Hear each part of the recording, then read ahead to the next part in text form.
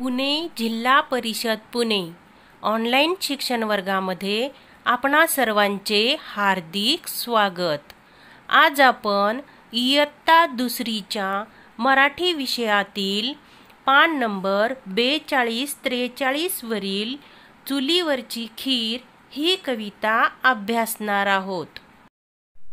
या घटकाची अध्ययन निष्पत्ती याप्रमाणे। चला तर मग सुरू करूया इयत्ता दुसरीच्या मराठीच्या पुस्तकातील चुलीवरची खीर ही कविता। या कवितेच्या कवयित्री आहेत निर्मला देशपांडे। प्रथम मी कविता वाचते, ती तुम्ही नीट ऐका बरं का। चुलीवरची खीर एकदा पुरीला हसली, कढईतली पुरी मग गुरफटून बसली। काही केल्या खुलेना, जरा सुद्धा फुलेना। गुरफटून बसली म्हणजे रुसून बसली। झाऱ्यानं टोचलं तेही तिला बोचलं, अशी थट्टा पुरीच्या काळजाला डसली। थट्टा म्हणजे मस्करी। पुरी झाली लाल, तिचे फुगले गाल, मन आले भरू, डोळे लागले झरू। तिथून उठून तरातरा ताटात जाऊन बसली। खीर थंड झाली, वाटीत बसून आली। लाडे लाडे खीर मग पुरी जवळ गेली। पुरीताई पुरीताई बघ जरा इकडे, माझे म्हणणे ऐक गडे। पण 4 शब्द ऐकेल तर पुरी ती कसली।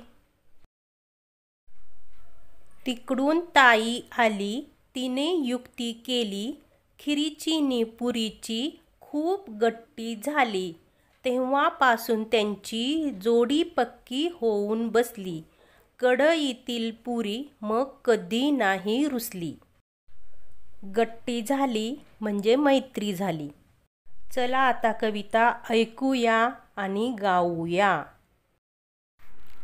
चुलीवरची खीर एकदा पुरीला हसली, चुलीवरची खीर एकदा पुरीला हसली। कढईतली पुरी मग गुरफटून बसली। काही केल्या खुलेना, जरा सुद्धा फुलेना। झाऱ्यानं टोचलं तेही तिला बोचलं, अशी थट्टा पुरीच्या काळजाला डसली। चुलीवरची खीर एकदा पुरीला हसली, चुलीवरची खीर एकदा पुरीला हसली।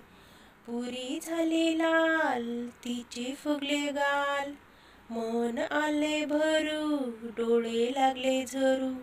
तिथून उठून तरातरा ताटात जाऊन बसली। चुलीवरची खीर एकदा पुरीला हसली, चुलीवरची खीर एकदा पुरीला हसली। खीर थंड झाली, वाटीत बसून आली। लाडे लाडे खीर मग पुरी जवळ गेली। पुरीताई पुरीताई बघ जरा इकडे, माझे म्हणणे ऐक गडे। पण